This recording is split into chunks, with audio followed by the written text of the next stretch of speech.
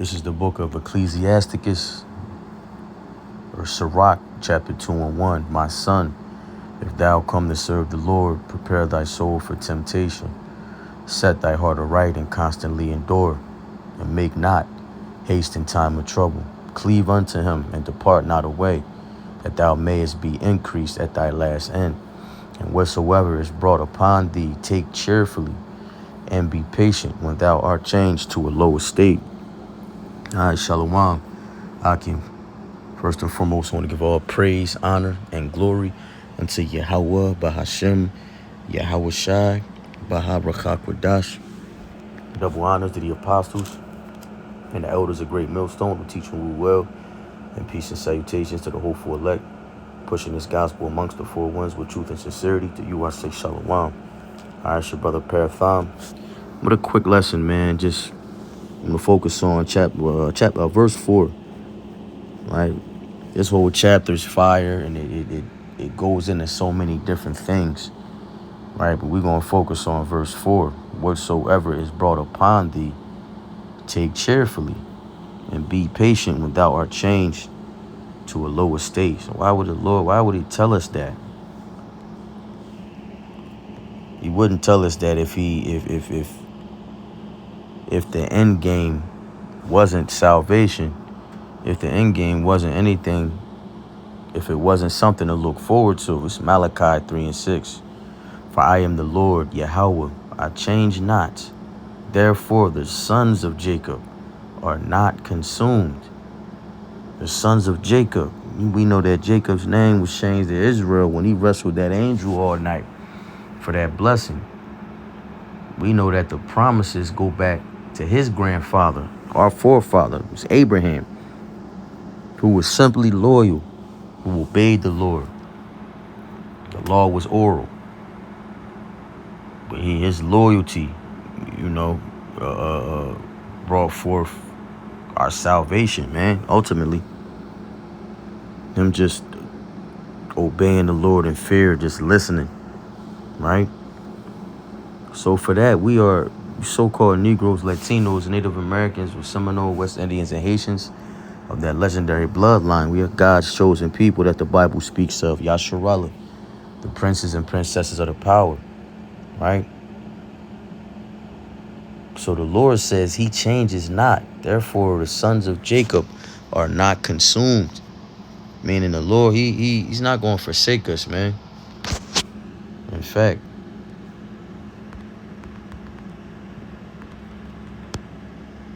it's Psalms 37 and 25 real quick. It's King David. I have been young and now am old, yet I have not seen the righteous forsaken, nor his seed begging bread. All right? And Lord willing, we are accounted of that number. We go back to that righteous seed. All right? So we ought to have patience in this lower state. Let me jump to Ecclesiastes, Salakia. First chapter.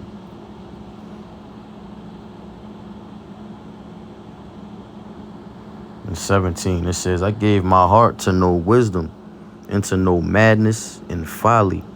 I perceive that this also is vexation of spirit. Why? For in much wisdom is much grief, and he that increaseth knowledge increaseth sorrow.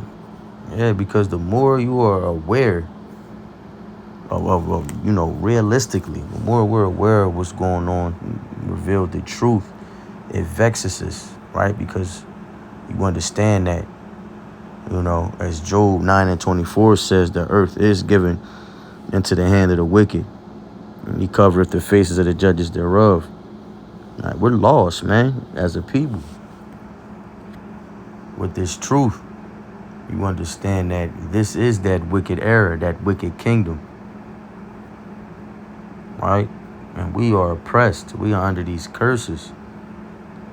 The whole earth is a prison camp for you so-called Negroes, Latinos, and Native Americans. But the Lord won't forsake us. That's why he said, whatever is brought upon thee, take it cheerfully. And we are to have patience in this lower state. Why is it a lower state? It's because we have another home in heaven, if you will. Hey, we have so much to look forward to. Shalaki. Let me jump to chapter 7. In verse 7, Ecclesiastes 7:7. Surely oppression maketh a wise man mad, and a gift destroyeth the heart. That gift going into a bribe. Right? You know that we know not to trust Esau, right? Never trust thine enemy. Right? His words were smoother than butter, man. Our people are taking the bribes. They taking from fighting to vote, or just fighting to just be heard in general, man. This world don't give a damn about us. The Lord does, though. Right? And through wisdom, this you understand that you're oppressed. You understand that we have no continuing city here. Yeah, and more importantly, you understand that the Lord just wants us to be still, right? To, you know what? While we're here, it's beautiful. Ecclesiastes got some heat. Ecclesiastes 9:10. It says, whatsoever thy hand findeth to do, do it with thy might. For there is no work, nor device, nor knowledge, nor wisdom in the grave, whither thou goest. So we can't we can't pray, we can't call on the Lord when we in that grave, when we dead. We can't take none of this shit with us. Job said, what? Naked out of my mother's womb I came, and naked shall I return. Don't none of this shit matter but the Lord. And whatever talents and gifts he bestowed upon you to use and to maximize your value in the body. If we are of that number, Lord willing, or them first fruits. All right, so whatever it is that we are to do, we got to go hard. And especially when it comes to putting on as the elect, man. Colossians 3:12. When it comes to putting on for the Lord, seeking him 10 times more. Making our calling and election sure. Studying to show ourselves approved, man. Working out our own salvation with fear and trembling. We are to put forth all our strength and our might into this ministry. Right? To show the Lord that you know, and pray that we're worthy, that our sacrifices are sufficient. Right, so verse 11, it says, I returned and I saw under the sun that the race is not to the swift, nor the battle to the strong, neither yet bread to the wise, nor yet riches to men of understanding, nor yet favor to men of skill, but time and chance happeneth to them all. Right? The race ain't to the swift, man. The battle not to the strong. Time and chance happen, man, to everybody. No matter how righteous or wicked you are. We all on the Lord's time. Right? Time and chance, probability. It's all of the Lord. Right? He deals with us. He judges us on his accord, and he blesses us on his accord, man. And we are to just believe. Right? With faith as our foundation. Unwavering, man. Growing in his fear.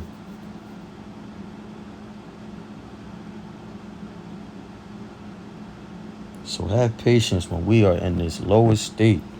Let's jump to Sirach. Jump to Sirach. What is that?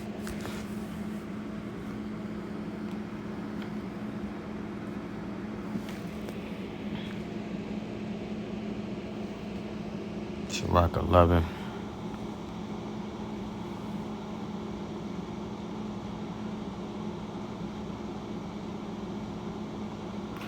Yeah, Sirach 11 and 11. Salakia, Sirach 11 and 10. My son, meddle not with many matters, for if thou meddleth much, thou shalt not be innocent. And if thou follow after, thou shalt not obtain, neither shalt thou escape by fleeing. Man, focus on only what you need to be focused on. Focus on what's beneficial to the spirit. Yeah, it's a balance in all this, the flesh, right? But we need to focus on what matters, man. And that's salvation. That's putting yourself first. Ultimately, it's putting the Lord first. Right? It says, there is one that laboreth, verse 11. There is one that laboreth and taketh pains and maketh haste, and is so much more behind. Yeah, so we all know motherfucker that work, that constantly work like a damn slave, like an indentured servant, which we are. But we know it's some jake that go super hard for Esau, super hard for their job. 80, 90 hours a week type shit. Going nowhere fast on a treadmill, right? Just going nowhere fast. Taking pains, right? Taking shit. To stay efficient. You know what I'm saying? Inorganic shit. Drinking fucking Red Bulls and 5-hour energies and taking all types of shit to keep your body going when you really just need to just chill, man. Just slow down. It's lucky. It's verse 12. And again, there is another that is slow, right? Another that is slow and hath need of help, wanting ability, full of poverty. Yet the eye of the Lord looked upon him for good and set him up from his lowest state. And set him up from his lowest state. So let's go. We're going to jump. All right, let's jump to, that's beautiful. This is Sirach 3. And land backing on, look, it's Sirach 3 and 21. On that verse 10 we just read. Seek not out things that are too hard for thee, neither search the things that are above thy strength. But what is commanded thee, think thereupon with reverence. For it is not needful for thee to see with thine eyes the things that are in secret. Focus on what we need to be focused on, man, with reverence. Right? What scriptures say we know in part and prophesy in part. The Lord going to reveal to us the secrets and the mysteries that he feels as though we can handle and we're ready for. Outside of that, man, just be cool and be humble with what you got. Whatever little was given, man, multiply that. Turn that 2 into 4. I mean that 4 into 8. Grow in it. And the Lord will just bless us with more, man. Verse 23, be not curious in unnecessary matters, for more things are showed unto thee than men understand. So understand that we already got a one-up on everybody. Lord willing, we are counted of that number. The things that we consider milk, right? The fundamentals coming in, like the names, right? The Israel-only scriptures, man. Like your purpose as an Israelite man. Even going into some prophecies. Most men won't understand that. They won't, because the Lord don't want them to. Look, and this is why, for many are deceived by their own vain opinion, and an evil suspicion has overthrown their judgment. Yeah, knowledge puffeth up, and pride goeth before destruction, man. Right? Into a malicious soul, wisdom shall not enter. This is up there. We're given the treasures in earthen vessels, man. Roughly paraphrasing. Right? So I wanted to bring this out because it lined up. I'm gonna go back to Sirach 11. Salaki. The line not, look, my son, meddle not with many matters. Verse 10. If thou meddle much, thou shalt not be innocent, and if thou follow after, thou shalt not obtain, neither shalt thou escape by fleeing. Right? So we want to be that one that's slow, as it says here, and that need of help and is not ashamed of it. Right? Willful. Okay, just understanding that we may, some of us may be financially have, be overcoming a cash flow problem, financial situation, but we rich in spirit, we rich in faith, we rich in hope. And that's the best investment we can get on this side as an Israelite.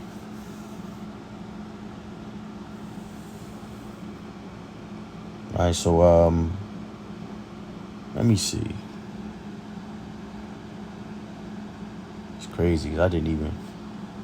Let's jump to.